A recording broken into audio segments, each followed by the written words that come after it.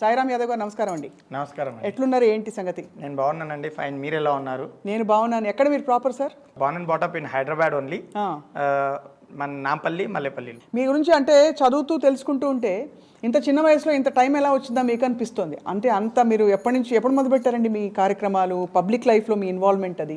And నేను school లైఫ్లో ఉన్నప్పటి నుంచే, అంటే స్కూల్లో కూడా నా ఫ్రెండ్స్ ఉన్నప్పుడు వాళ్ళకి నార్మల్గా ఎటువంటి చిన్న మొన్న సహాయం ఏవైతే ఉంటాయో అవి చేసుకుంటూ, అది చిన్నప్పటి నుంచే వచ్చిన అలవాటు. సో అలా చేసుకుంటూ స్కూలింగ్ ఫినిష్ అయిపోయిన తర్వాత ఇంటర్మీడియట్లో స్పోర్ట్స్ పరంగా కూడా చేసుకుంటూ, స్పోర్ట్స్లో కూడా ఎంతోమందికి అంటే ఏదైతే రిక్వైర్మెంట్ ఉందో నా వల్ల ఎంతవరకు సపోర్ట్ చేయగలుగుతానో అలా సపోర్ట్ చేసుకుంటూ ప్రయాణం మొదలుపెట్టాను. అదే స్కూలింగ్ అయిపోయినాక, ఇంటర్మీడియట్ అయిపోయిన తర్వాత నేను యాజ్ ఎ స్పోర్ట్స్ మ్యాన్, మా కంప్లీట్ కో-ఫాదర్స్ నుంచి మాకు రెజ్లింగ్ అనేది మా ఫ్యామిలీ కంటిన్యూస్ గా వస్తున్నది. ఇది నా మూడో తరం. ఇది మల్ల యుద్ధం అంటారా? మల్ల యుద్ధం నాది మూడో తరం. మా ఫాదర్ మంచి రెజ్లరు, మా బ్రదర్స్ నేషనల్ వరకు రిప్రజెంట్ చేయడం జరిగింది. నేను చాలా తక్కువగా రెజ్లింగ్ చేశాను, కానీ I have a complete knowledge on that. So father గారి డ్రీమ్ ఉండే, ఫాదర్ ఒక ఓన్ రెజ్లింగ్ సెంటర్ పెట్టి పూర్ పీపుల్స్కి మనం ఫ్రీ ట్రైనింగ్ ఇవ్వాలి, వాళ్ళలో ఉన్న టాలెంట్ని బయట చూపించాలని చెప్పేసి. సో అది ఎప్పుడూ ఫాదర్ నాతో డిస్కస్ చేసేవాళ్ళు. నేను కొద్దిగా ఫైనాన్షియల్గా స్ట్రాంగ్ అయిన తర్వాత మా నాన్నగారి ఆశయం నెరవేర్చడానికే మా నాన్నగారి పేరుపై ఓన్గా రెజ్లింగ్ సెంటర్ ఓపెన్ చేయడం జరిగింది. ఆ రెజ్లింగ్ సెంటర్లో ఇప్పటి వరకు 200 మెంబర్స్ రెజ్లర్స్ అండర్ ట్రైనీస్ ఉన్నారు. అందులో 43 members state gold medalist, 17 members national represented. మొన్న రీసెంట్గా చూసుకున్నట్లయితే నేషనల్లో కూడా బ్రాంజ్ మెడల్ నా సెంటర్కి రావడం జరిగింది. చాలా అయితే మీకు ఫుల్ కన్విక్షన్తో ముందరకెళ్తున్నారు. మీరు ఎప్పుడు లాస్ట్ రెజ్లింగ్ మ్యాచ్ ఎప్పుడు ఆడారు మీరు? నేను ఆడింది 96 నుంచి 2000 వరకు నేను ఆడాను. ఓకే. 2000 తర్వాత I started earning, because earning చేస్తేనే నేను ఏమైనా చేయగలుగుతాము అన్న గట్టి నమ్మకంతో I stopped everything and I entered into business. Just dial లో కూడా కొంత. అవును, జస్ట్ డయల్ లో కూడా నేను చేశాను. Just dial my journey was in the year of 2009 to 10-11 between as a team manager గా నేను జస్ట్ డయల్. చాలా ఎంత అంటే మీకు ఎంత వైవిధ్యభరితమైన ప్రొఫైల్ ఉంది.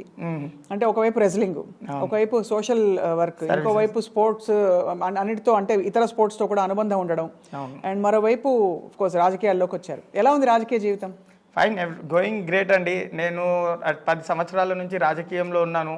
సో ఎలా అనంటే పార్టీ ఇచ్చిన కార్యక్రమాలు, సేవా కార్యక్రమాలు అన్ని విజయవంతంగా చేసుకుంటూ, నాకు ఇచ్చిన బాధ్యతలు అన్ని పూర్తి చేసుకుంటూ, ఇప్పుడు నాకు అవకాశం కల్పించాలి అని చెప్పేసి ఇప్పుడు నాకు రీసెంట్గా మన శ్రీకృష్ణ ధర్మ పరిషత్ అభిషేక్ అన్నగౌడ్ గారి ప్రోత్సాహంతో అన్నగారు మొన్న జరిగిన ప్రాణప్రతిష్ఠ కార్యక్రమం విజయ్ దివాస్ చాలా రంగరంగ వైభవంగా చేసుకున్నాము. చెప్పాలనుకుంటే తెలంగాణలోనే మా వేదిక శ్రీకృష్ణ ధర్మ పరిషత్ చేసిన వేదిక చాలా పెద్ద వేదిక ఉండే. ఆ వేదిక మీద ముఖ్య అతిథిగా డాక్టర్ లక్ష్మణ్ గారు వచ్చారు. డాక్టర్ లక్ష్మణ్ గారికి అన్నగారు, అంటే చివరి క్షణం వరకు కూడా నాకు తెలీదు అన్నగారు నా పేరు చెప్తారని చెప్పేసి. అది ఇట్ వాజ్ టోటల్లీ అన్ఎక్స్పెక్టెడ్. సడన్గా మా రామ్ యాదవ్ లాంటి కష్టపడే కార్యకర్తకు గుర్తింపిచ్చి టికెట్ ఇవ్వాలి అని చెప్పేసి ప్రోత్సహించడం జరిగింది. అన్నగారు ముందు నా పేరు చెప్పడం జరిగింది. సో దానికి నేను అన్నకి చాలా రుణపడి ఉంటాను. అన్నకి నా మనసు పూర్తిగా పాదాభివందనాలు అండ్ ధన్యవాదాలు తెలియజేసుకుంటాను. అంటే మీరు కష్టపడి పనిచేసేవాళ్ళు, ఆ మాట మాత్రం ఒప్పుకోవాలి. మన బీజేపీలో కొంచెం కష్టపడి పనిచేసే వాళ్ళకి, కొత్త వాళ్ళైనా లేదు ఉత్త ఫ్యామిలీ బ్యాక్గ్రౌండ్ వంశ పారంపర్యంగా వచ్చినా రాకపోయినా అవకాశాలు అయితే ఇస్తారు. అవును, కష్టపడి పనిచేసే కార్యకర్తలకు మాత్రం 100% బీజేపీలో గుర్తింపు ఉంటుంది, ఎదుగుదల ఉంటుంది. ఇదైతే బల్లాగుద్ది చెప్పగలుగుతాం. కానీ మీరు బీజేపీలో జాయిన్ అయ్యేటప్పుడు మీకు బీజం ఎలా పడింది బీజేపీకే వెళ్ళాలి అని? అంటే రాజకీయ జీవితం మీద మీకు ఒక ఇంట్రెస్ట్ కలిగింది. ఇన్ని పార్టీలు ఉండగా వై బీజేపీ?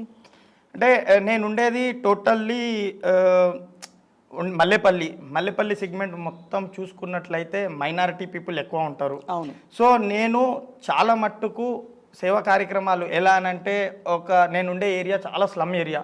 ఆ స్లమ్ ఏరియాలో బ్యాక్వర్డ్ పీపుల్ పిల్లలు రాంగ్ డైవర్షన్కి వెళ్ళేవారు. ఎలా అంటే ఇప్పుడు చూసుకున్నట్లయితే 15-16 ఇయర్స్ వాళ్ళు సిగరెట్ తాగి, గుట్కలు తిని, అవి తిని లైఫ్ డ్రగ్స్ పాలు చేసుకుంటున్నారు. సో అలా కానియకుండా ఆ స్లమ్లో ఉన్న వాళ్ళు, ఆ స్లమ్లో సుమారు 7,000 మంది ఉంటారు. ఆ 7,000 మందిలో ఏరి చూసినా 7 మంది ఎడ్యుకేటెడ్ పీపుల్ వెళ్ళరు. సో అలాంటి స్లమ్ ఏరియా నా చుట్టుముట్టున్నది. అలాంటి వాళ్ళకి ఏమైనా చెయ్యాలి అన్న ఆలోచనతో నేను వాళ్ళని రెజ్లింగ్ సెంటర్లో ట్రైనింగ్ చేయిస్తూ ఆ రాంగ్ డైవర్జన్, ఆ డ్రగ్స్కి అడిక్ట్ కానియకుండా కాపాడుకోవాలి అన్న ఉద్దేశంతో ప్రయత్నం చేస్తున్న సమయంలో నాకు కొన్ని రిలీజన్ పార్టీసు చాలా ఇబ్బంది పెట్టాయి.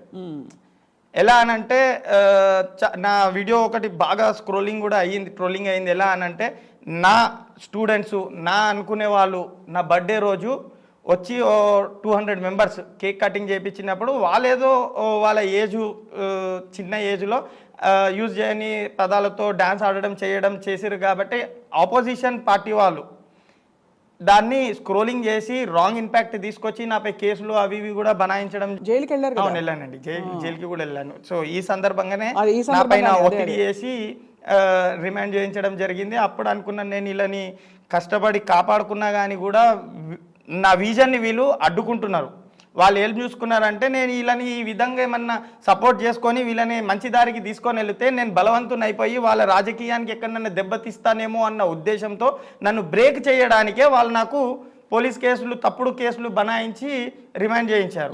రిమాండ్ చేయించిన తర్వాత నేను వచ్చినాక డిసైడ్ అయిపోయాను ఎలా అనంటే ఇలాంటి వాళ్ళతో ఎదుర్కోవాలి అని అనుకుంటే కేవలం భారతీయ జనతా పార్టీతోటే సాధ్యం అని మీరు అనుకున్నారు. అనుకొని ఈ నాలో కూడా నేను కూడా కరోడు కట్టిన హిందూవాదిని, ఖచ్చితంగా సనాతన ధర్మాన్ని కాపాడే పార్టీ మన దేశంలో ఏదైనా ఉంది అని అంటే అది భారతీయ జనతా పార్టీయే అన్న ఉద్దేశంతో నేను భారతీయ జనతా పార్టీయే. కానీ ఆనెస్ట్గా రామ్ యాదవ్ గారు, ఈ మనది సెక్యులర్ దేశం కదా, మరి ఎవరో ఒక రాజకీయ పార్టీ తాలూకు వ్యక్తులు అలా ప్రవర్తించడం తప్ప, అది ఏ పార్టీ వాళ్ళు ఎవరి పట్ల ప్రవర్తించినా తప్పే.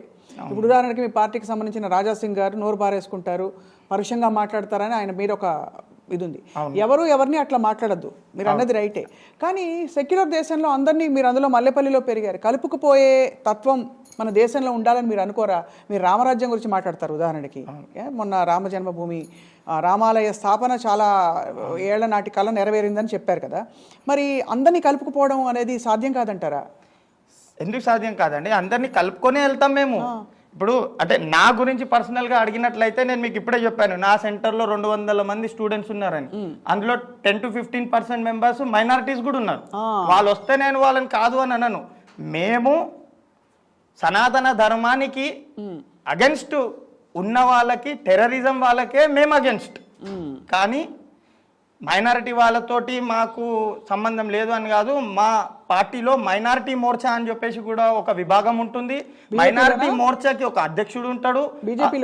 బీజేపీలో మైనారిటీ మోర్చాకి అధ్యక్షులు ఉంటారు. ఆ అధ్యక్షులది కంప్లీట్ కమిటీ ఉంటుంది.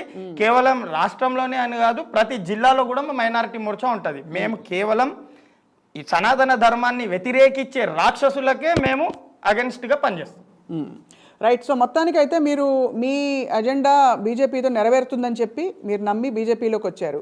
ఈ 10 ఏళ్ల ప్రయాణం ఎలా ఉంది మీకు? సక్సెస్ఫుల్గా ఉందండి. నేను ఏదైతే అనుకుంటున్నానో అది చేసుకుంటూ వస్తున్నాను. నాకు కూడా పార్టీతోటి అదే విధంగా సపోర్ట్ దొరుకుతుంది. పార్టీ నా నుంచి ఏదైతే కోరుకుంటుందో నేను వాళ్ళ పార్టీకి అందజేయగలుగుతున్నాను. కాబట్టి నేను ఎదుక్కుంటూ ఈరోజు నేను తెలంగాణ స్టేట్కి యువ మోర్చాలో స్పోర్ట్స్ కన్వీనర్గా ఎదిగాను. ఆ కష్టాన్ని చూసే మా అభిషేక్ అన్న గారు, ఈయన కెపాబిలిటీ ఉంది, ఈయన కెపాసిటీ ఉంది, హీ క్యాన్ డూ ఇట్ అన్న నమ్మకం అన్నగారికి కలిగింది. కాబట్టే నాకు పార్లమెంట్ టికెట్ ఇవ్వమని చెప్పేసి అడగడం జరిగింది.